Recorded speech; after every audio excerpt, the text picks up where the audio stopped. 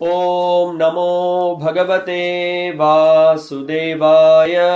Om Namo Bhagavate Vasudevaya. Om Namo Bhagavate Vasudevaya. Om Namo Bhagavate Vasudevaya. Om Namo Bhagavate Vasudevaya. Om Namo Bhagavate Vasudevaya. Namo Vishnupadaya Krishna Preshthaya Bhutale Srimate Bhakti-vaibhava Swamini Namine. Namo Vishnupadaya Krishna Preshthaya Bhutale Srimate Bhakti-vedanta Swamini Namine. Namaste Saraswate Deve Gauravani Pracharine Nirvishesha Shunyavadi Paschatya Deshatarine. Jaya Sri Krishna Chaitanya Prabhu Nityananda Sri Advaita Gadadhara Sri Vasadi Gaura Bhakta Vrinda. Hare Krishna Krishna Krishna Hare Hare Hare Rama Rama Rama Hare Hare. So welcome back for this Bhakti-vaibhava Course. We are today going to begin with the chapter 5. I hope every one of you read this chapter. Yes? Yes and no? Okay. Anyway, we'll go through this chapter, but definitely it will be of some help if you had gone through. Because I just want to remind you where we are, what is the situation. I would like to get some answers from some of you.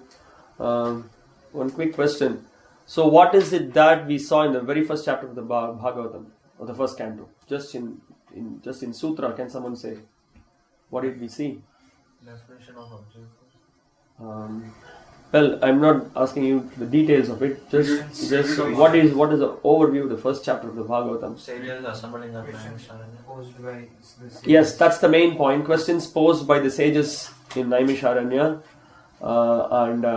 Yes, all the sages assembled in Naimisharanya under the leadership of Saunaka Rishi. They all heard from Sutta Goswami, and Sutta Goswami in turn related the actual conversation that went on between Shukadeva Goswami and Parikshit. I mean, that's going to happen. That's what eventually we'll be seeing throughout the 18 chapters.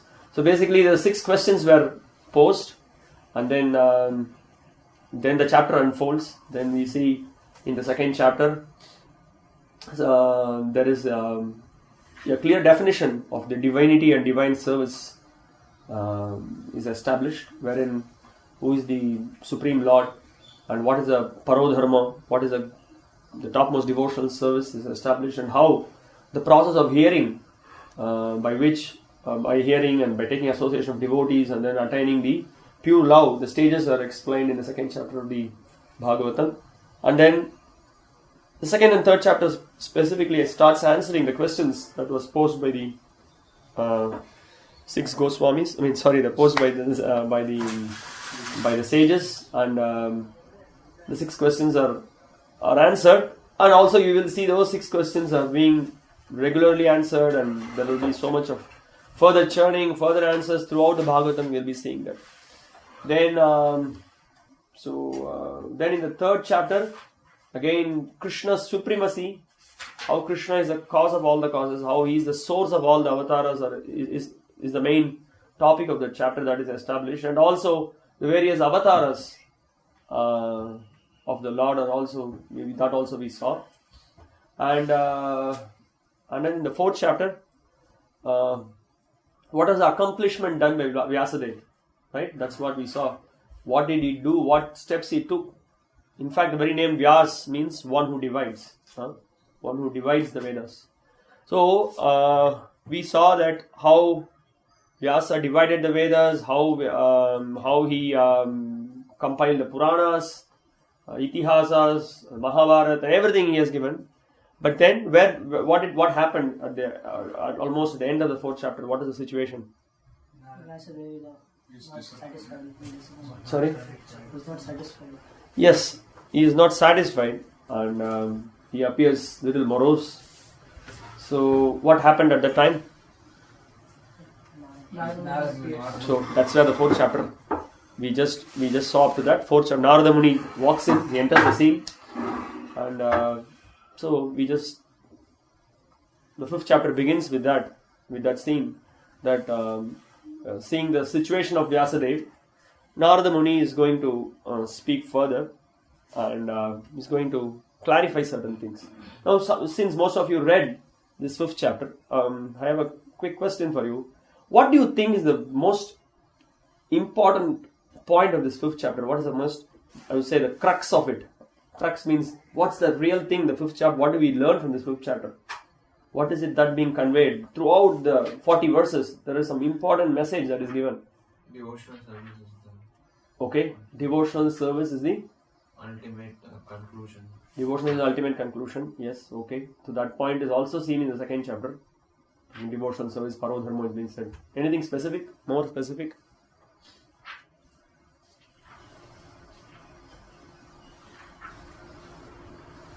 Think. Okay, so the major aspect of it is Narada is actually pointing out to Vyasadeva that whatever work that he has done, although the works are very much part of the Vedas, which is explaining about dharma, artha, kama, moksha. There are explanations about spiritual aspects of it. There is sections on karma kanda. So many things he has elaborated. But the main point that is stressed here in this chapter is that the power of devotional service, very much you compile this Srimad Bhagavatam. This is the main message he is giving. You have to compile this Bhagavatam, which is direct glorification of the Lord. So he's inspiring him. You have to do this. You have not done this. Jugupsitam. You will see the word, one verse which he says is condemned. What you have given is condemned. So that point is stressed. And also, he has also stressed the glory of devotional service. How the devotional service is eternally beneficial. And there is no loss in this process. And he concludes that ultimately one has to engage in the service of the Lord, and the service also involves the primary process of hearing the sound vibrations, or hearing the mantra, hearing the holy name. That's the main stress that he gives, and he concludes. And he further inspires Narada Muni, and he gives instructions. Narada Muni gives instructions to Vyasadeva on to exactly what he has to write and how he has to present it, so that all kinds of people will be inspired and they will be interested to get into the subject matter of Bhagavatam, which is the subject matter about the Supreme Lord, his various pastimes that he performs with his devotees, and the loving exchanges. This will actually, within the heart, this will bring real happiness, and your despondency, your worries will be completely eradicated, and you will be very happy. So this is what Narada came to give. So this is the main subject matter of this 5th chapter, and he gives confidence to Vyasadeva, and he inspires him to write this profound work. So there are quite some verses which are very important in this chapter.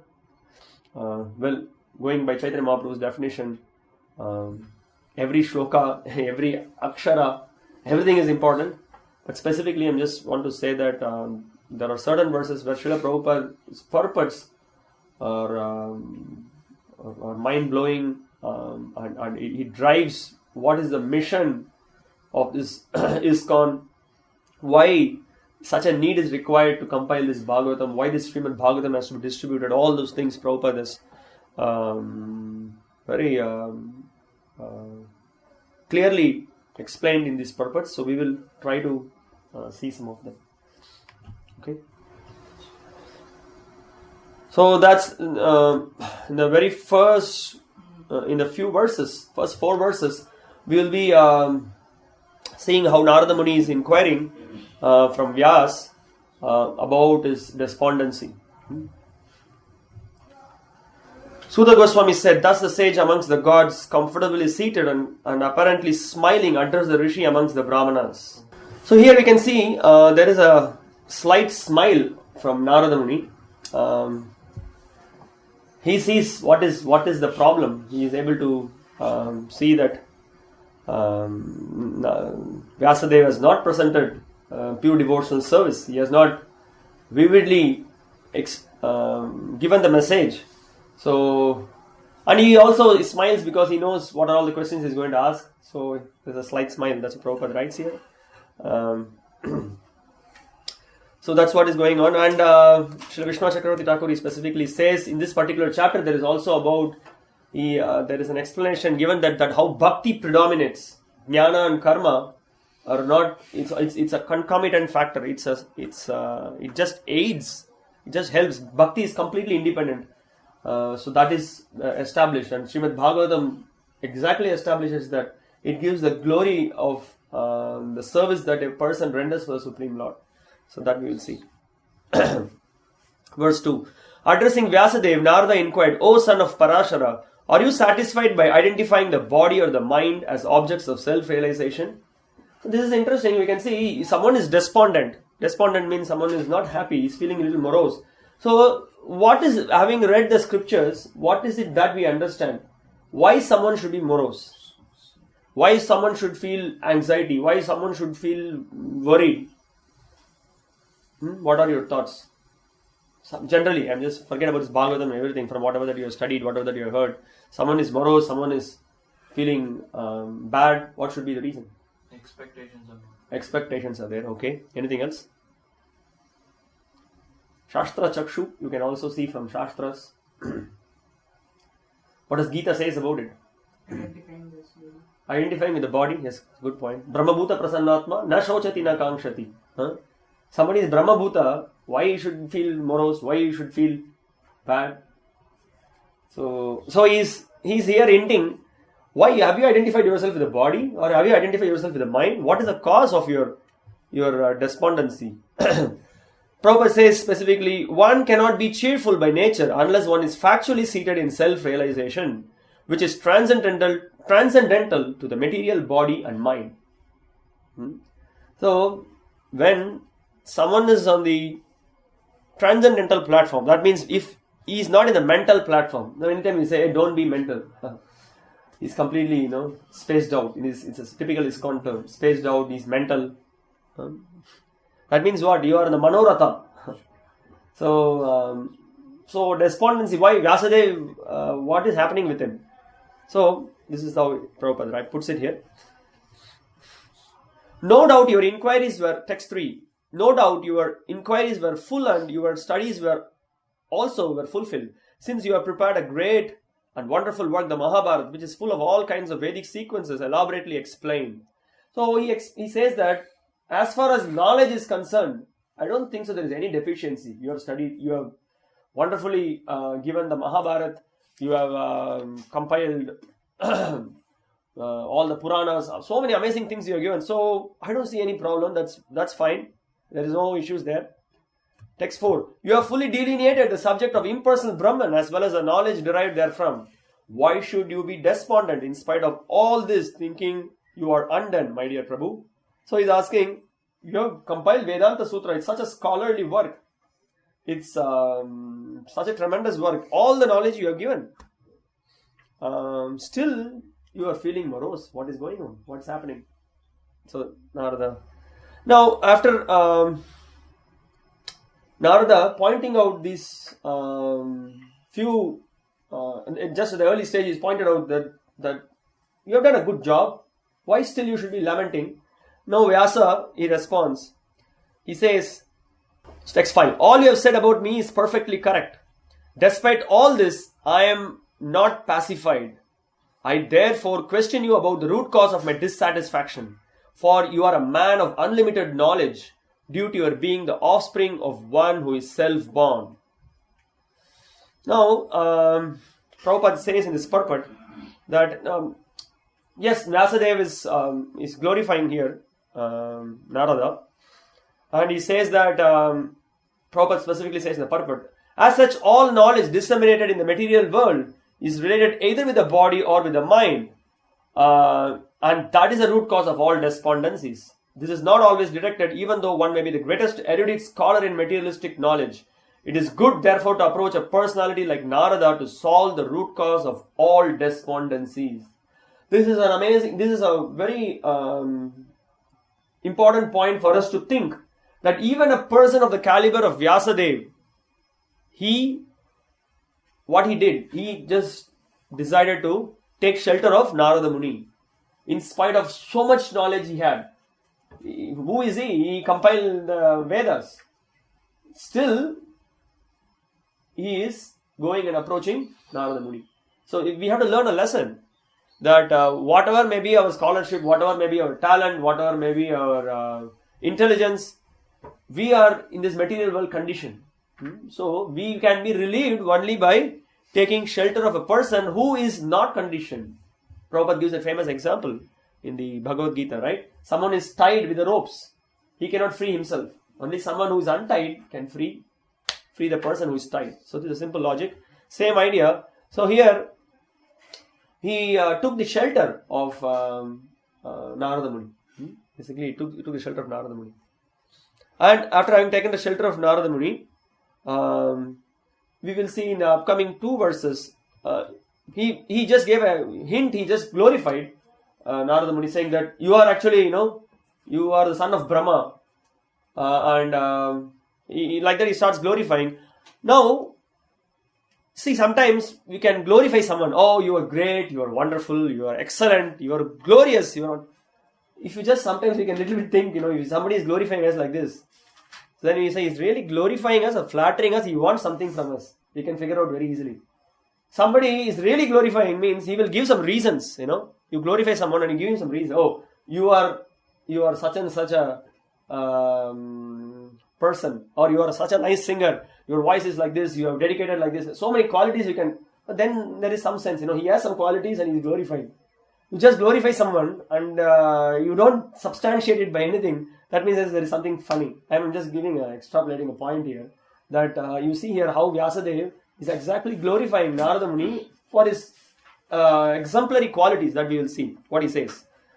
My Lord, everything that is mysterious is known to you because you worship the creator and destroyer of the material world and maintainer of the spiritual world, the original personality of Godhead, who is transcendental to the 3 modes of material nature. So Prabhupada immediately says that a person who is sent person engaged in the service of the Lord is the emblem of all knowledge. So, what is the symptom of a person who is really knowledgeable? He's an armchair speculator. He will not be an armchair speculator. I have studied such sandarbhas, I have studied this, I have studied that. So what are you doing? Oh, you please come and meet me.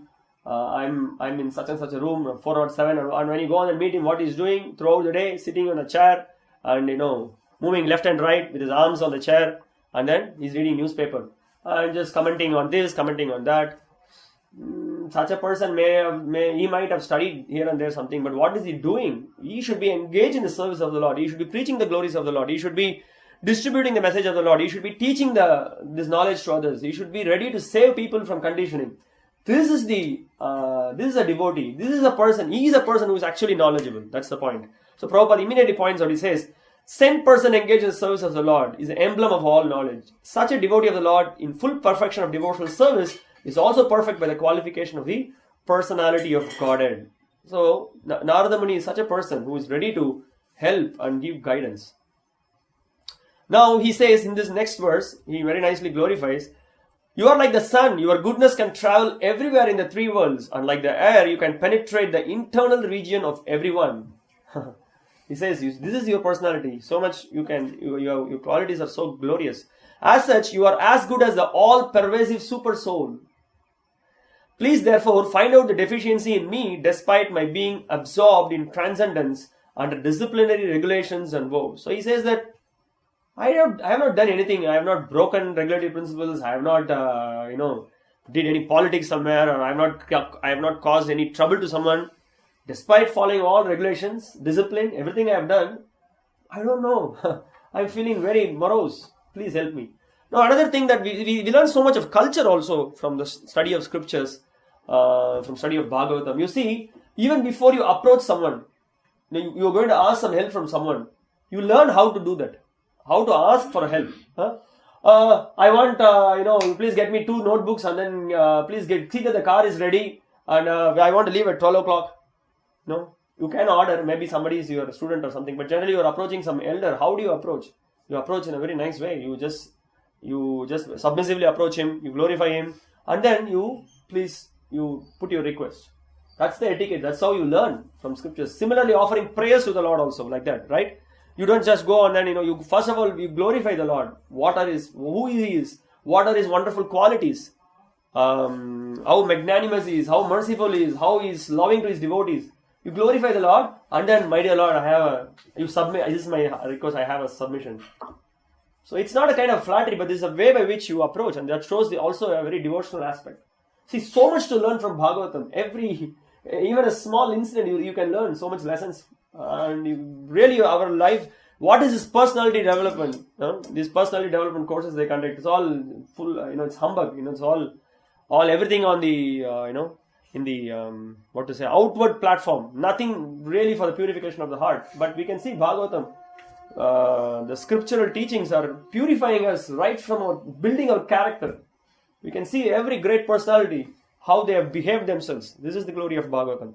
So, Narada Muni here is being glorified by Vyasadeva, and Vyasadeva is submitting. What do I do? Please help me out. This is my situation. So now Narada Muni is going to very clearly, as a spiritual teacher, as a spiritual master, he is going to chastise his disciple. He is going to pinpoint, he is going to clearly say, hey, where you have went wrong. This is actually mercy of the Guru. He is going to show where is the problem, what is the issue. Sri Narada said, this is text 8. You have hardly broadcast the sublime and spotless glories of the personality of Godhead. That philosophy which does not satisfy the transcendental senses of the Lord is considered worthless. Very nicely he says, Yasho Bhagavato Amalam. Bhavatanu Prayam Yasho Bhagavato Amalam. You have not glorified sufficiently the Supreme Personality of Godhead. That is missing. So that's immediately just straight to the point he has addressed. Very clearly he addresses this point. So yes, there may be descriptions. We will be seeing so many other, he's going to build on this point. There will be so many other explanations, which is where the Vedas are explaining about Brahman, Paramatma. There are in the sections of the Puranas and other places also, Bhagavan is also explained. But what is the problem? Where is the problem? We will see that. So Prabhupada addresses that here. Dry philosophical speculations, even on the transcendental subject of the Absolute, have very little attraction without directly dealing with the glorification of the Lord. The personality of Godhead is the last word in transcendental realization. The Absolute, realized as impersonal Brahman or localized Super Soul, Paramatma, is less productive of transcendental bliss than the supreme personal realization of His glories. This is the point. So, what is really going to give satisfaction for the soul? Where the Jiva will be, the Jiva will be in great bliss. The Jiva will be so happy, fully satisfied, suprasidati. How this will happen? When he hears the glories of the Lord, when he engages in the service of the Lord, when he more and more relates himself to the personality of the Lord, that is going to really help. So that's the point here he is focusing. Okay. Then he further says, although great sage, you have broadly described the 4 principles beginning with religious performances, you have not described to such an extent the glories of the Supreme Personality Vasudeva. So now he is giving another reason. He says that, you see, so much emphasis you have given on Dharma, Artha, Kama, Moksha. You have just elaborately discussed this in many sections of the Vedas. So many places you have explained this. But you have not given weightage about the glories of the Lord. This is the problem, sir. What's the point? You have said about everything. And this is lagging. This glorification of the Supreme Lord is lacking. And that's the cause of your despondency. So 2 reasons he has given, right, in the first 2 verses. Now he is going to elaborate more. Now Prabhupada very nicely he speaks. So this is the expertise of a spiritual master. He exactly can identify the defect that is there in the disciple, or why the disciple is not happy. So Prabhupada says the prompt diagnosis of Sri Narada is at once declared. Very nicely saying, prompt diagnosis. He is an expert doctor. Immediately he checks the pulse and then without even putting hand on Vyasadeva, just by seeing he could He could predict what's happening, what's the problem. He has certainly, as a matter of course, given descriptions of the glories of the Lord, but not as many as given to religiosity, economic development, sense gratification, and salvation, which we discussed. And Prabhupada points out, and still instead of giving more importance to the better type of engagement, namely devotional service to the Lord, he had more or less improperly used his valuable time, and thus he was despondent. So much time and energy, he literally says, you have wasted it on so many other things. You should have done the glorification of God. This is what you should have done, but you have misdirected it.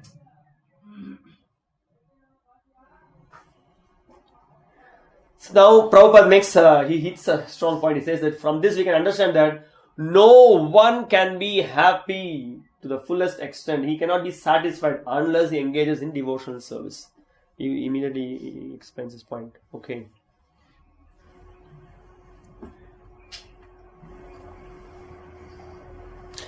So Prabhupada says this is the cure for your despondency. So having said this, given these two reasons, he says that you glorified about the devotional service. That's what is going to give you happiness. There also in the commentaries, Srila Vishnu Chakravarti Thakur, he's pointing out that. But in the Padma Purana, in other Puranas, I have glorified. I have told about Supreme Lord Sri Krishna.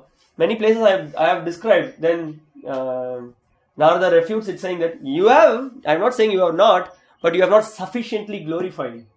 Although in different Puranas there are sections, many times we see there's descriptions of Goloka, in Brahma-vaivarta Purana, in Padma Purana there are different sections. It's not that it is not there, but it's not sufficiently glorified. You can also see there will be a mixture of so many other things that is there in those Puranas. So we already saw how Bhagavatam, what is the highlight of the Bhagavatam? It very much, the one and only focus is pure devotion.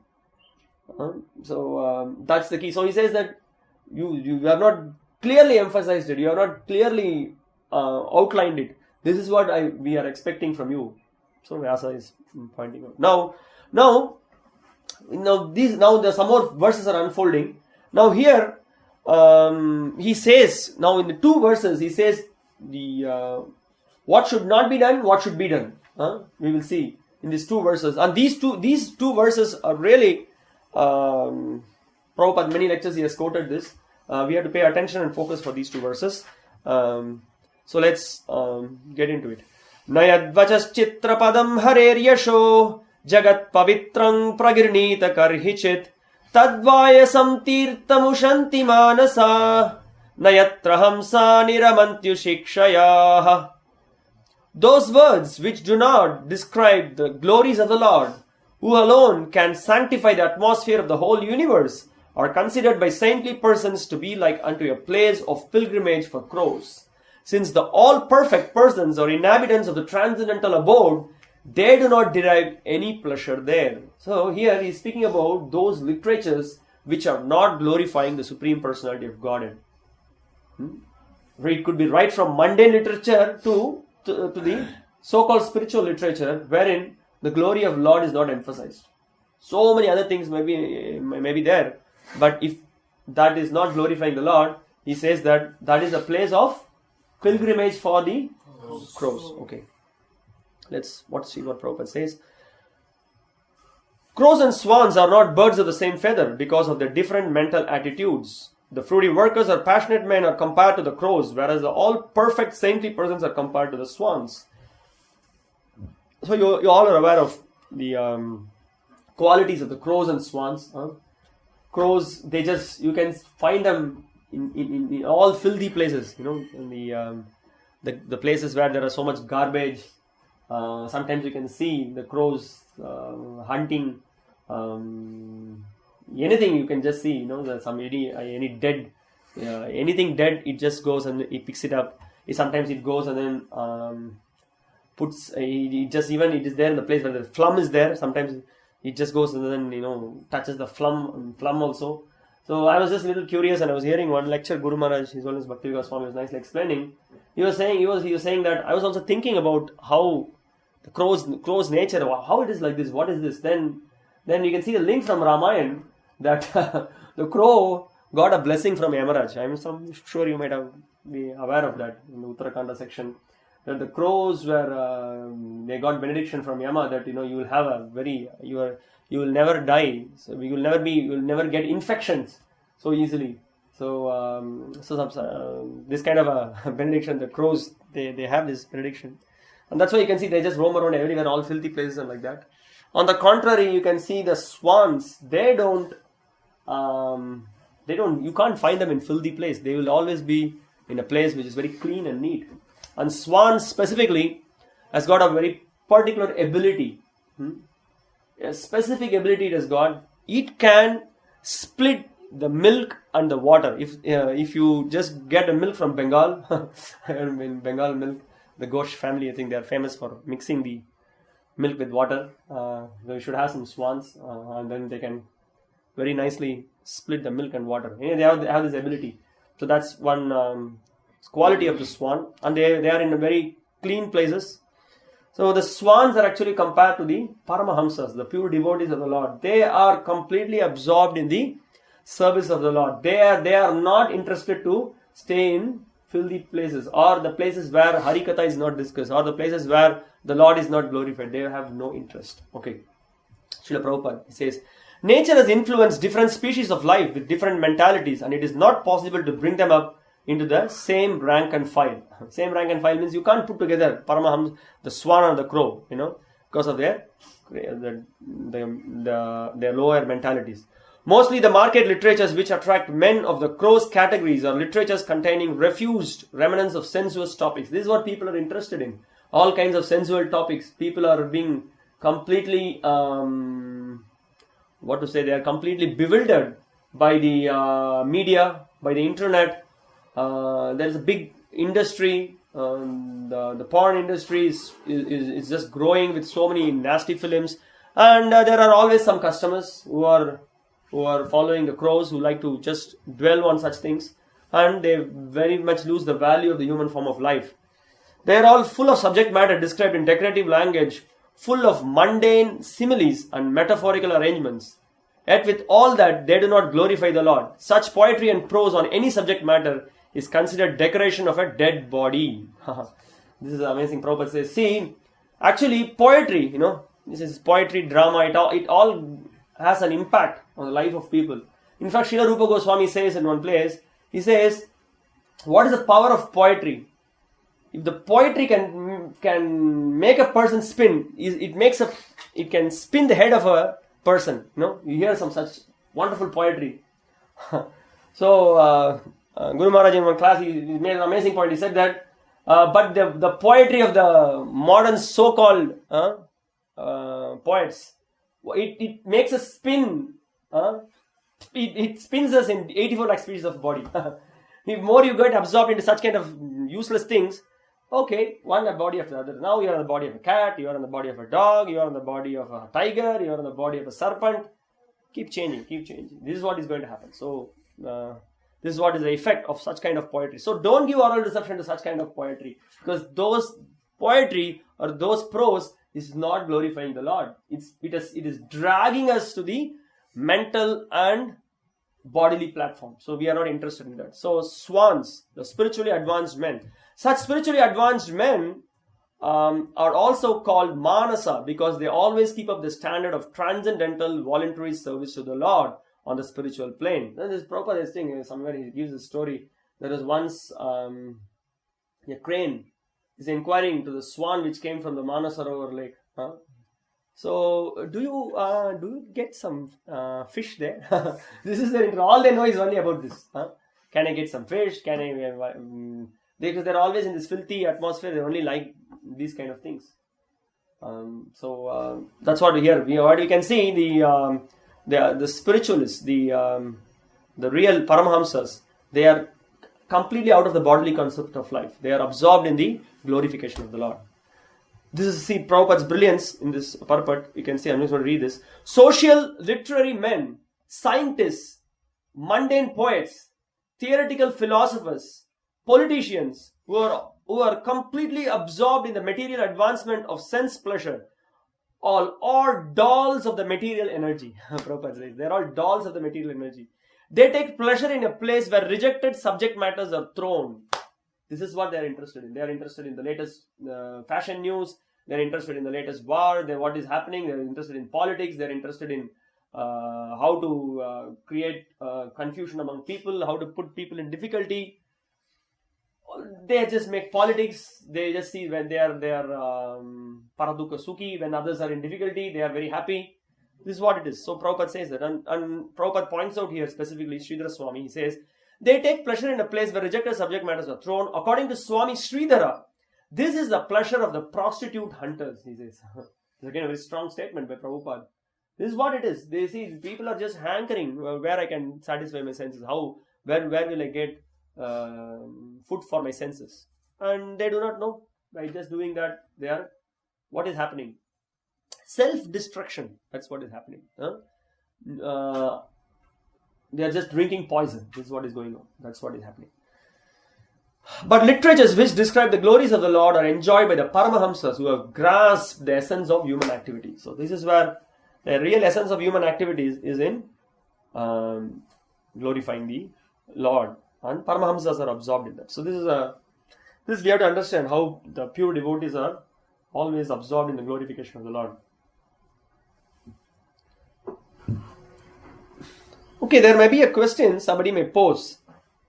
Okay, in this verse it is said that Nayad Vachas Chitra Padam Hariresho. Vachaha. Vachaha literally means what? Words. Okay. So somebody may question, but in the Bhagavatam, you can, I'm not going to get into the details of it, I'm just saying, giving an example. When you read Bhagavatam, there may be here and there one or two verses which may not directly glorify the Lord, or which may even appear, there may be some palastuti, which may apparently appear to give some material benediction, or there may be some incident of some lineage may be explained. So somebody may put an argument. Oh, what you are saying, Bhagavatam is only speaking about the glories of the Lord. But what about these verses? Then the Acharyas are explaining that actually near the Vachas, you have to understand properly to the context. Actually the very essence of the Bhagavatam, on the whole, if you see the entire Bhagavatam, everything, completely it is only glorification of the Lord. There is no diversion at all when you compare it with all the other Puranas. That's the point to be understood. So we should not be carried away, even if there are apparently one or two words which may not directly, but actually the essence, if you see the essence of the context, it's all glorification of the Lord. So there is nothing other than glorification of the Lord in the Bhagavatam. So that has to be understood. Okay, now this particular verse, wherein what should be done is explained here in this verse. Tadvag Visar, text 11. Tadvag Visargo Janataga Viplavo Yasmin Pratishlokam Abhaddavatyapi Namanyanantasya Yashonkitani Yat Shrinvanti Gayanti Grananti Sadavaha. On the other hand, that literature which is full of descriptions of the transcendental glories of the name, fame, forms, pastimes, etc. of the unlimited Supreme Lord is a different creation, full of transcendental words directed toward bringing about a revolution in the impious lives of the world's misdirected civilization. I'll read this line again. This is Prabhupada's profound statement, how he is coining it. He says that this is full of transcendental words directed toward bringing about a revolution in the impious lives. The lives of the people in this modern age is totally impious. There is absolutely no piety. And what it is doing, it is bringing in this misdirected civilization is coming to light. It's going to create a revolution. This subject matter of the Bhagavatam is going to create a revolution among the misdirected civilization. Such transcendental literatures, even though imperfectly composed, are heard, sung and accepted by purified men who are thoroughly honest. So the honest men will really be able to appreciate this pure message. Although there may be some discrepancies, or there may be something which may be insufficient. We will see what it is. So Prabhupada is here. Here, the previous verse, it spoke about the materialistic literatures. In this, transcendental literatures are specifically addressed. This particular purport, do you remember when Prabhupada said it was almost between 1962 to 1965, during a time Prabhupada wrote this, gave commentary for these verses. See what was Prabhupada's vision. when you carefully look at this purport, we will be able to see the urge Prabhupada is exhibiting in this purport. He's saying that, come on, wake up. We have to save the lives of the people. We have to give this message out. We have to distribute this Bhagavatam. We have to save people from conditioning. Everybody is just right in front of our nose going to hell. We have to save them. Such a kind of urge you can see in this purport. So we will go through this purport. So Prabhupada, he's very much speaking about the importance of taking the knowledge from wherever it is, if it is really worth appreciating. It is said that the intelligent man should pick up nectar from a stalk of poison, should accept gold even from a filthy place, should accept a good and qualified wife even from an obscure family, and should accept a good lesson even from a man or from a teacher who comes from the untouchables. These are some of the ethical instructions for everyone in every place without exception. But a saint is far above the level of an ordinary man. So it says that even in ordinary circles, one can approach and get the knowledge wherever the source is good. So what to speak of a saint? A saint is someone who is above the three modes of material nature, who is a great personality. So whatever he gives, whatever knowledge he propounds, that we should take. Now Prabhupada goes on to explain about the qualification of saints.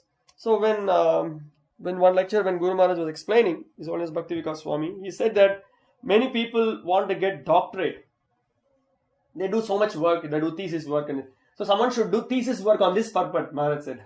They should do thesis work on this purport and see how Prabhupada has presented the pure unadulterated philosophy of Krishna consciousness and creating the urge in the minds of the people to take up Krishna consciousness, which is the need of the hour. And we will see what Prabhupada is presenting. While preparing the commentation on this particular stanza of Srimad Bhagavatam, we have a crisis before us. As when Prabhupada was writing this purport, so there was a war between India, and there's a possible war between India and China. The reason is that, previously there were both China and India, and they both lived peacefully and for centuries without ill feeling. The reason is that they lived those days in an atmosphere of God consciousness, and every country over the surface of the world was God-fearing, pure-hearted and simple, and there was no question of political diplomacy. So you may question, well, Prabhu, you say there is no political diplomacy. Well, in the previous time we saw even among the Pandavas and the Kauravas, there was political diplomacy.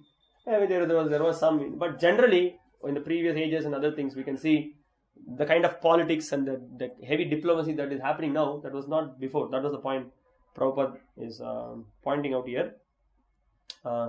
There is no cause of quarrel between the two countries, China and India, over land which is not very suitable for habitation.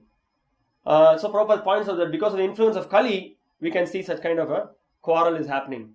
But due to the age of quarrel, Kali, which we have discussed, there is always a chance of quarrel on slight provocation. Even you can see this modern, small, not for nothing.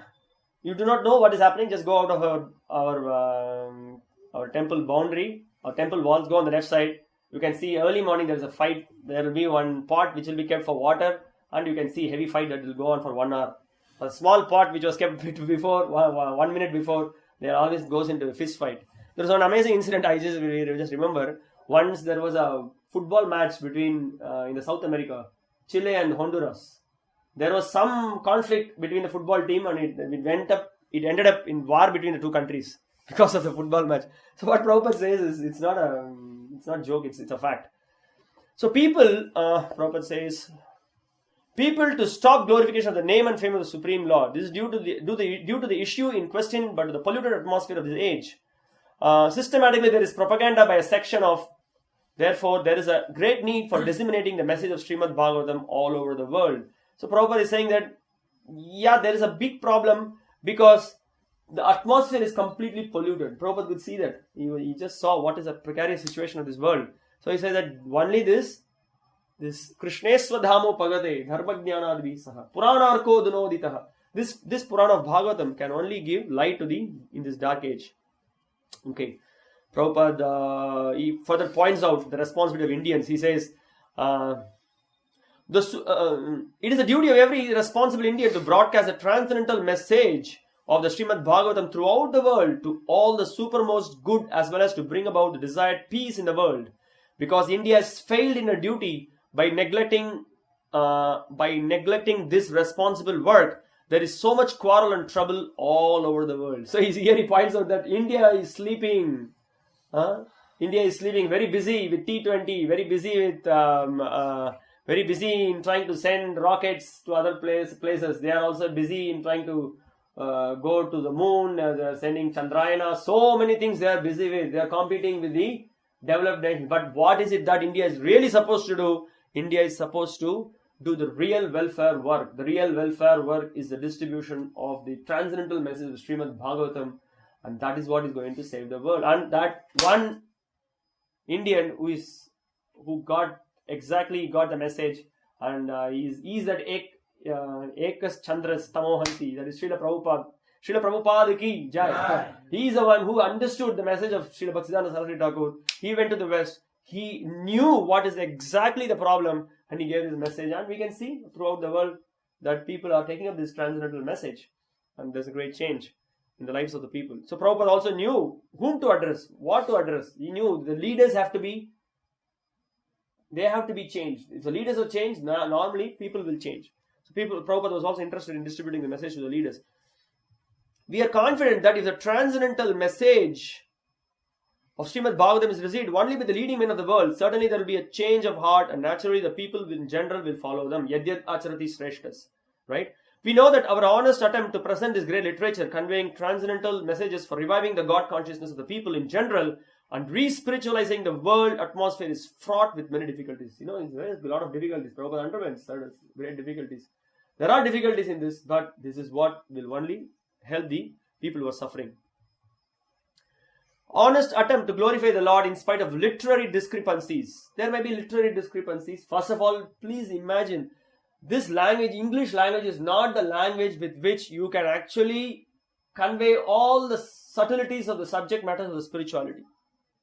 Sanskrit is the language wherein it can communicate all the nitty-gritties. Nitty-gritties means all the nuances, all the details of the spiritual subject matters. Very easily it can be communicated. But Prabhupada took so much pains. He coined several words. He knew who are his audience. He knew what the people are, how much they are suffering. And he had to communicate in such a way that the message could be understood. But he retained the pure message, no compromise, no bridge preaching. He didn't do all those things. He gave the same, he didn't cover Krishna. He gave Krishna as it is. So this is the glory of Prabhupada. And Prabhupada, he says, well, you remember when we were reading this preface, he says very humbly, he says, there may be some discrepancies, there may be some errors. So please overlook all those, but please see the message, the real message you please take, like that Prabhupada is saying. Similarly, in that same mood, he is speaking here. But we are sure that with all our faults in this connection, the seriousness of the subject matter will be taken into consideration, and the leaders of society will still accept this due to its being an honest attempt to glorify the Almighty God. And this is the key point Prabhupada is saying here. The same spirit of cooperation is needed to broadcast this transcendental message of Srimad Bhagavatam throughout the polluted atmosphere of the world. After all, it is a technical science of spiritual values, and thus we are concerned with the techniques and not with the language. If the techniques of the great literature are understood by the people of the world, there will be success. What Srila Prabhupada is saying here. Can anybody explain me? What is the point Prabhupada is trying to say here? What does he mean by explaining techniques? Rasas. No. Krishna science. Krishna science, you are saying another word. What does that? Krishna science means just, yes, almost you're close. Yes. Bhagavatam. Huh? Krishna consciousness. Meaning what? Theme. The principles. Principles. Okay, you're just okay. Let's come more close. The point is, yes. What you said? Krishna science. Krishna science, principles. Yes. So what's this process of devotional service? What do you do? Chant, wake up early in the morning, chant Hare Krishna mantra, read Bhagavatam, engage in devotional service. These are all the techniques, no? These are all the things we are doing. No, we bow down in front of the deities, we cook and offer to the Lord. So this is a science. Somebody when explains, a guru comes and explains this. Maybe the language may not be, some of Prabhupada also says in one place that probably it will be coming in this part, but that, you hear it, right? It's there right here. See, there is a big fire in a house. You may not know the language, right? Let's say I am just meeting a Nepali and I have to explain to him that he's inside the room, there is a big fire. Somehow or other I have to communicate. I have to do some action, something I have to do. I will say some word, something, and I know, yes, come out of this room, and then that my job is done. So the point here is, maybe the translation may not be the perfect translation, but it is almost giving the message. You get to know that you have to chant Hare Krishna. I have to come out of the suffering. Once somebody gets this, that's all. He starts following the process. So how otherwise can you imagine in a short period of time? Many books were not published. There were a few books published. Some books were slowly translating, and it just they came in touch with devotees. They come to know the technique. Technique means what? Associating with devotees, cooking prasadam, or chanting Hare Krishna mantra, serving devotees. Then they understood. Okay, this works. Purification of heart happens. My kama, krodha, lobha, mada, matsarya is just going away. I'm able to be happy. How you can imagine in Tompkins Square Park, people were chanting Hare Krishna, went on and on singing for hours together, because it's a process, time-tested process. This chanting of the holy names of the Lord, it works. The prasadam works. The service to the Lord, it raises us from the mundane platform to the elevated platform. So this is the point. So this is what Prabhupada is trying to say. So we can sometimes I also used to think in Tamil the translations sometimes are very messy here and there, but still people are becoming devotees. So that's the point here. Prabhupada is trying to say that this is a technique, not so much to do with the language. Maybe there may be some inadequacy in the language, but still the message is very powerful, and it helps, it rejuvenates. So that's what Prabhupada is trying to say here.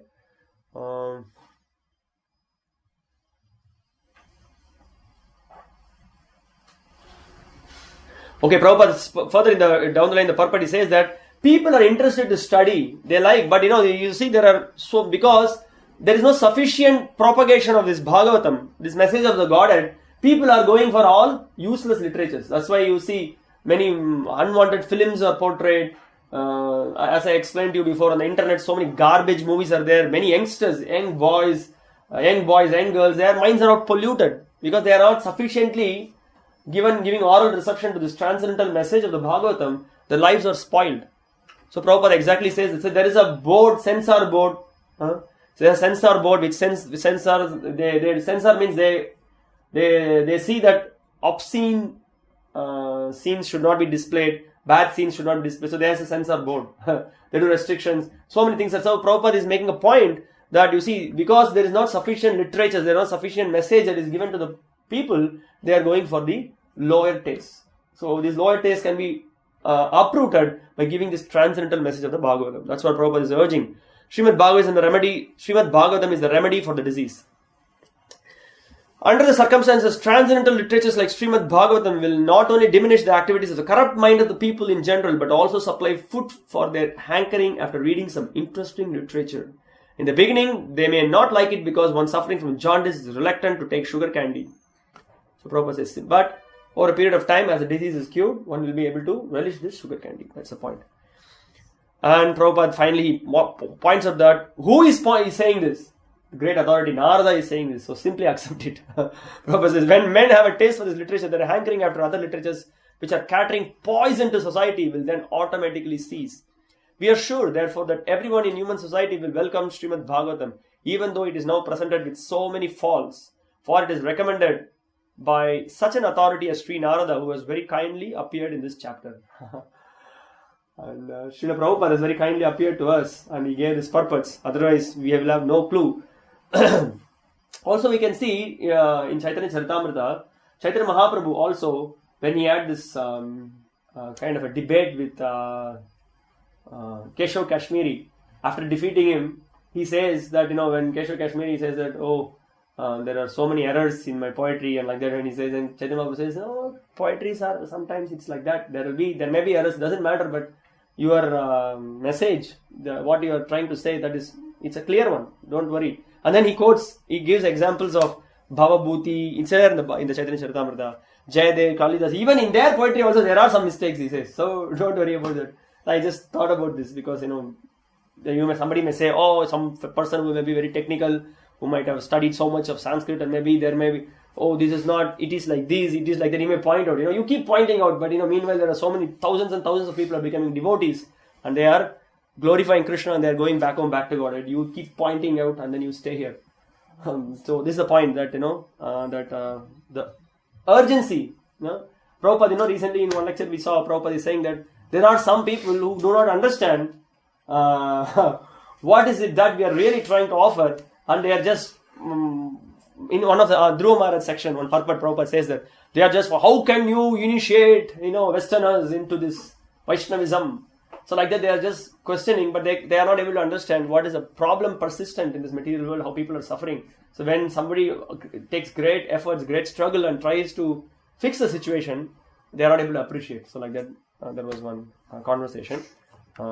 So this verse, this purport is, please pay attention to this purport, because from this purport we learn many other things also. We have to learn the mood of our Acharya, that preaching is the essence. We have to go out and distribute these books. We can't be some theoretical people just sitting and then doing nothing. We have to understand the mood of our Acharya, and we have to study the subject matter and then give this knowledge to others. We have to see that people are suffering, that we need to have this compassion, we need to save people from this suffering. And Prabhupada's books creates revolution. Many revolutionary statements are there.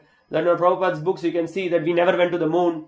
Prabhupada is condemning abortion. Prabhupada is condemning this modern educational system, which is actually meant, Prabhupada calls it slaughterhouse. Prabhupada speaks about how this women's liberation also, Prabhupada is saying it's not good in this modern age.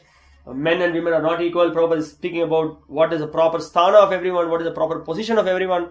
So many things Prabhupada spoke about, and this makes people think. So many people are hankering to know about the personal form of God. God is personal. He has a form. Many people are interested to know about this. In some religions, it's not there. In one time, I think Guru Maharaj was distributing books in Malaysia, and in Malaysia, you can't distribute about this, Vedic literatures and other things. So one Muslim asked Maharaj, do you have anything to do with description of God? Anything about personalism? Is he a person? How does he look like? Does he have a place? Oh, we have books, so he gave a book. So the point is that many people are interested to know, but we have to be on the streets. We have to be out there. So Prabhupada is emphasizing that. So it is a responsibility of every member of ISKCON. Bharata Bhumite Haila Manusha Janmajar. Every Indian needs to be responsible. So this is the point. We need to distribute this message. So it's not that we have taken initiation and I'm now comfortably taking care of myself. Everything is fine. No, the real mood of if you are a Prabhupada Anuga means we have to take up this message, digest it and give it to others. So this is the whole subject matter, and that's what Prabhupada is exactly saying this, and this is the cure for the disease of the modern age. Now Narada Muni further establishes how bhakti is the real asset. Jnana and karma, bereft of bhakti, is useless. He establishes that. Now in this particular verse, again, he's speaking about pure devotional service to the Lord. We will see that. Naishkarmyamapyachyuta bhava varjitam na shobhate jnanamalam niranjanam kutah punashashvada bhadramishvare na charpitam karma yadapyakaranam. Knowledge of self-realization, even though free from all material affinity, does not look well if devoid of a conception of the infallible God. What then is the use of fruitive activities which are naturally painful from the very beginning and transient by nature, if they are not utilized for the devotional service of the Lord? So this is what this verse is stressing. Achyuta bhava. If Achyuta bhava is the predominance, Achyuta bhava, the bhakti is the predominance, if whatever activity you may do, if that's not going to inculcate in you loving service for the Lord, it's useless, he says. There's no point in that. And he says that all other activities from beginning to end, any activity which is not in connection with the Lord, from beginning to end, it is only painful, he says. Okay. Fruity work in which almost all people in general are engaged is always painful, either in the beginning or at the end. It can be fruitful only when made subservient to the devotional service of the Lord. In the Bhagavad Gita, it is confirmed that unless the results of such fruity work are offered to the service of the Lord, they lead to material bondage. What is the verse? Yajnartha karmano nyatro. Otherwise, everything leads to the bondage. The bona fide enjoyer of the fruity work is the personality of Godhead. And thus, when the results of such work are engaged for sense gratification of the living beings, those results become acute sources of trouble for such false enjoyers. So that's the point. No, there is you may speak about so many things. You may perform so many different kinds of activities. If that is not going to be done for the Supreme Lord, that the very act in itself will be the source of trouble, and you will have a lot of difficulties. So that's why we see Narada Muni is very straight. He clearly is saying, he's not here saying, oh, okay, this portions you have explained about jnana, this portion you have explained about karma, you have explained about dharma, artha. It's all fine. He's no fine. He says that there is a problem. We will see some more verses where he's going to point out straight what is the problem. This compilation, what you have done, where it is creating problem. Why people are generally interested in sense gratification. So, whatever that you have given, which is little bit supporting this idea of sense gratification, they are very much, they get engrossed in it. They are not going to develop activities by which they can come out of it. This is the problem. He's going to address this.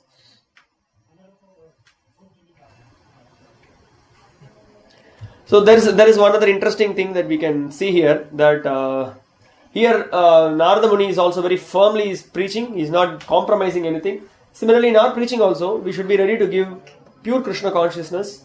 And the more we compromise, the more we may, instead of bringing the person from a lower level to raise him to higher level, we may get trapped and we may take up the other side of it. We have to be careful. So we will see about that. So now, after having explained that jnana and karma are secondary, the primary aspect is that you have to take up this pure process of bhakti. Now he's going to say further what Vyasa should exactly do now. So he's just now glorifying Vyasa, what he can do, what is the work that he has to do, and he also is acknowledging how he is capable of doing it. Oh Vyasadeva, your vision is completely perfect. Your good fame is spotless. You are firm in vow and situated in truthfulness. And thus you can think of the pastimes of the Lord in trance for the liberation of the people in general from all material bondage. So he's saying that you please think of the pastimes of the Lord. You start glorifying the Lord. That you have to start writing literatures on that platform of Lord's glorification and the relationship with the devotees that they have with the Lord. That you have to focus. So he's giving a hint here what he has to do. So he identified the problem, and then he said that what is the solution for the problem, and now he's giving how you approach the solution. What is it that you have to do? That also he's explaining.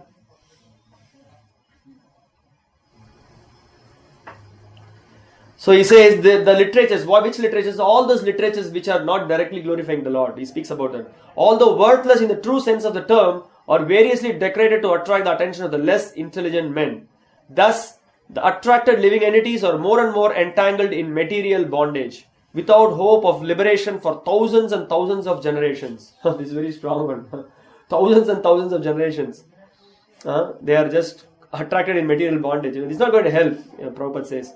Sri Vyasadeva, so Narada urged Vyasadeva to compose transcendental literature which is not only attractive but which can also actually bring liberation from all kinds of bondage. Naturally, when you start glorifying the Lord, it will be very attractive, and just by giving oral reception to the Lord's name, form and glories, that will in turn relieve you from the conditioning of this material world. And Prabhupada, in the further aspects of the purport, is speaking that actually when this work, when people hear from the authorized source, they will be benefited. Okay, I'm skipping some part of the purport. This is another amazing point Prabhupada is saying.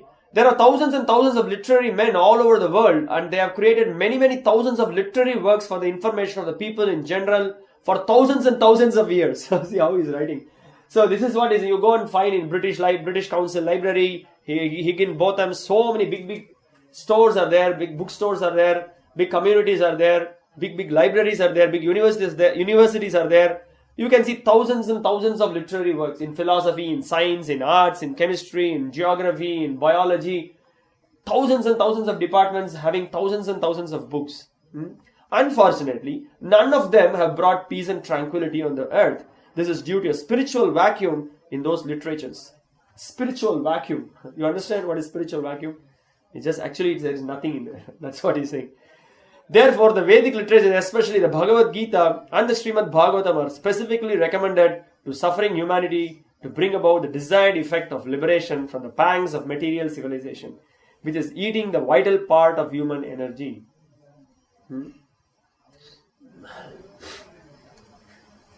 So that's what is happening. The vital part of human energy is gone in useless things. And sometimes that's why you see there are so many people who write different kinds of books. There are many vague things they write. There was one so-called big Vedantic speaker. He was giving a class, and after the class, one person was asked, "So how was the class?" "We don't have words to express this. Such a class." "What was it?" Again, he's saying, "You can't express it in words. It's such a class. Hardly you could understand anything. You cannot share some points out of it because the class was such all indefinite things, unclear things." Many books, out in the market. They are also like that. They will not tell anything clear. Everything is around the bushes. So much confusing.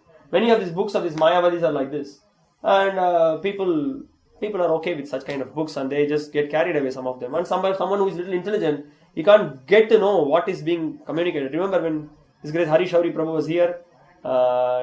He was explaining about one particular so-called Mayavadi's book when he was in Australia. He was trying to read and trying to understand what he is communicating about God. Nothing was clear for him. There's all this, this impersonal conception, and everything is from nothing. So many different ideas, and it was all very confusing. The first time he got Prabhupada's book, he started reading it, and things were so clear for him. Everything was about personalism, about the Lord who has got an abode. There is energies. Who are jivas? What is the connection with the Lord? And all those things were very clear. Prabhupada's book really created revolution in the lives of many people. So that is what is lacking in the society. That's what Prabhupada is pointing out here. So Prabhupada further in this purport, he says the Bhagavad Gita is spoken. Bhagavad Gita gives instructions about the Lord, and Srimad Bhagavatam gives various descriptions about the Lord and his various attributes. So that's what Prabhupada is addressing here. This purport, it's really quite some information Prabhupada is speaking here. Such transcendental narrations of the pastimes of the Lord can be described only by liberated souls like Vyasadeva and his bona fide representatives who are completely merged in transcendental loving service of the Lord.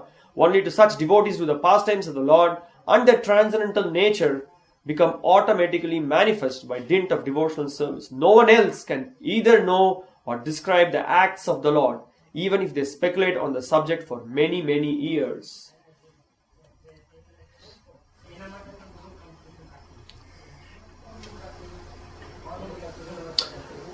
Okay, then Vyasadeva, he could see the past, present and future, and then he was able to present the philosophy in such a way that people could get the knowledge. So that's what Prabhupada is further elaborating. Now Prabhupada is saying perfect description of perfect God by perfect devotee. You can see in the purport Prabhupada. A liberated person possesses perfect senses, and with the perfect senses only one can serve the sense proprietor Rishikesha, Sri Krishna, the personality of Godhead. Srimad Bhagavatam therefore is a perfect description of the all-perfect personality of Godhead by the all-perfect personality Srila Vyasadeva, the compiler of the Vedas.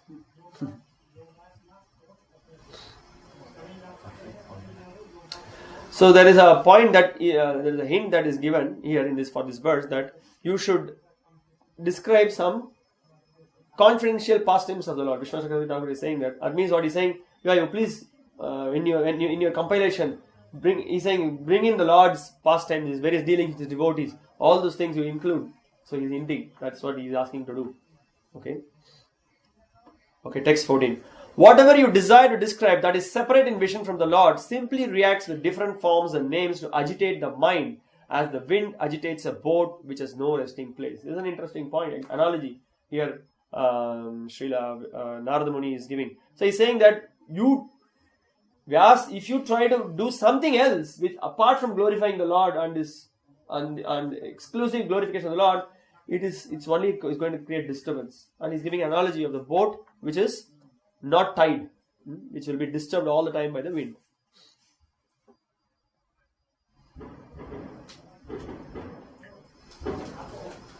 Okay. I'm going further down. Okay, text 15. This is another important verse where it's very clearly this word jugupsitam. He's very strong. He's giving literally he's chastising Vyasadeva here. So he's saying the people in general are naturally inclined to enjoy, and you have encouraged them in that way in the name of religion. This is what he's saying. In the name of religion, right royally you have allowed them to engage in sense gratification. This is verily condemned and is quite unreasonable, because they are guided under your instructions. They will accept such activities in the name of religion and will hardly care for prohibitions. So you may say, I have given prohibitions and I have given do's and don'ts, but they are more interested in all this, this karma kandya. You do this, you will get that. You perform this sacrifice, you will get that benefit. So they are just attracted by the flowery language of the Vedas, and they are more absorbed into it, and they are not going to come out of it. That's what he's indirectly saying. Okay.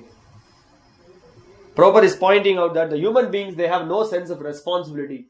They have already so many different bodies we have traveled. We have just changed different bodies, but they are not getting the seriousness of taking up Krishna consciousness.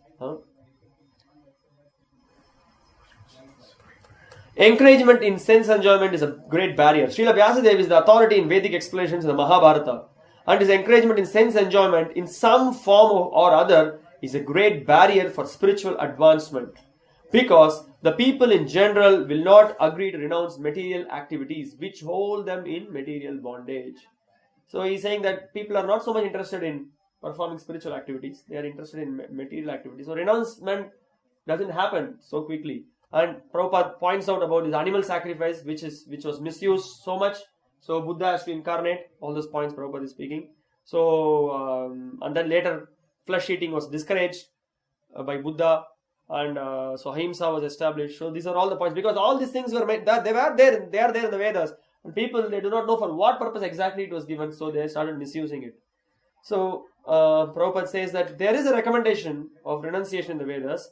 Prabhupada points out the materialistic men do not care to listen to such injunctions. According to them, the so-called renounced order of life is meant for those who are unable to earn their livelihood because of some corporeal defects, or for persons who have failed to achieve prosperity in family life. Oh, you joined Hare Krishna. Oh, you didn't go to school. You failed in the school. Oh, they gave accommodation for you in ISKCON. Oh, okay. Can I also get? I am planning to come and join the Hare Krishna after when I am finished my job responsibilities will be over at the age of 60.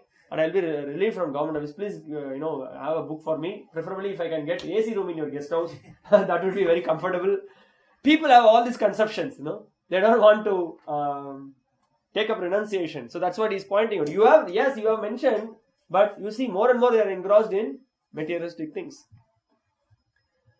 Transcendental subjects along with material topics. So this is the point. In histories like the Mahabharata, of course, there are topics on transcendental subjects along with material topics. This is the point. The exact point he's saying. Now, what is the difference between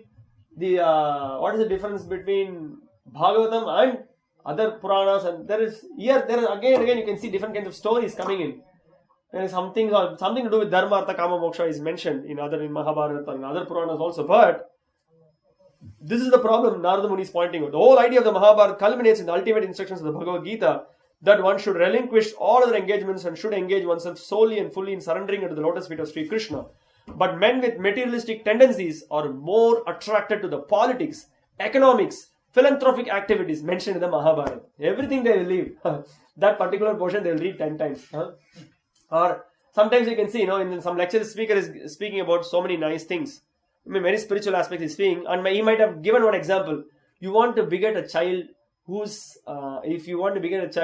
who will be little chubby and he'll be very fair, and so you do such and such a yajna. And then after the class is over, Prabhu, just on that point I didn't get clearly. Can you explain about what yajna we should do? The whole point, this was a side point. He said that, this is not really, it's materialistic, but we have to take up pure devotion. And you say this, some people are very much attracted by that. And then he says, oh, what did I say? Why did I say that? So like that, he's pointing out so many things you are saying, but people are just taking this, because you are not very clearly emphasized. You are not really elaborated on the glorification of the Lord and pure devotional service. This is the problem that Narada Muni is pointing out. So that is what is happening here. So see here, Prabhupada is nicely putting it at the end. This compromising spirit of Vyasadeva is directly condemned by Narada, who advises him to directly proclaim that the prime necessity of human life is to realize one's eternal relation with the Lord and thus surrender unto him without delay. This is what you have to point out. Yes, is clearly saying. Now this is a beautiful example Prabhupada is giving. Very apt. A patient suffering from the particular type of malady is almost always inclined to accept eatables which are forbidden for him. So that's the point. I'm not getting the further point of the purport. So he's saying that doctor exactly, you should not eat this. This is going to be a killer for you. Don't eat this. Remember Prabhupada once tells that story. Prabhupada's mother, I'm not sure who, one of them. They told the story that when two brothers were there, one brother was having heavy stomach pain and almost diarrhea or dysentery, is suffering and he's crying. A mother made some hot puri or parota, something, and then it is there, and this boy, oh my dear brother, you really want it? Please, he's crying. Okay, I'll get it for you. Goes and then brings and gives him this parota, and then mother comes and then looks at him. What you have done, you crazy fellow! She slaps him, beats him. He eats one more bite. He takes this. He's going to die. This is what you have done. So this is called as the road to hell is paved with good intentions. No, my intention was good. I really wanted to save him, but you're going to kill him. This is what is happening. So that's the point. So there may be with good intentions, Vyasadeva gave both the knowledge, but actually it has created what kind of effect has happened? It's created a very dangerous effect. People are more interested into that. Okay. So now again he's emphasizing the next verse. The Supreme Lord is unlimited. Only a very expert personality retired from the activities of material happiness deserves to understand this knowledge of spiritual values.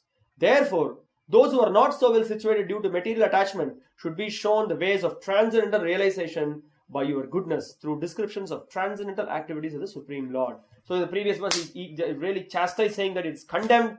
This what you have done is not proper. So I am requesting you, this message, this idea of giving both the things, little bit of this, little bit of that. Not everybody is expert enough to take this. You see, you have written about Vedanta Sutra, impersonal aspects you have explained, so much is delineated.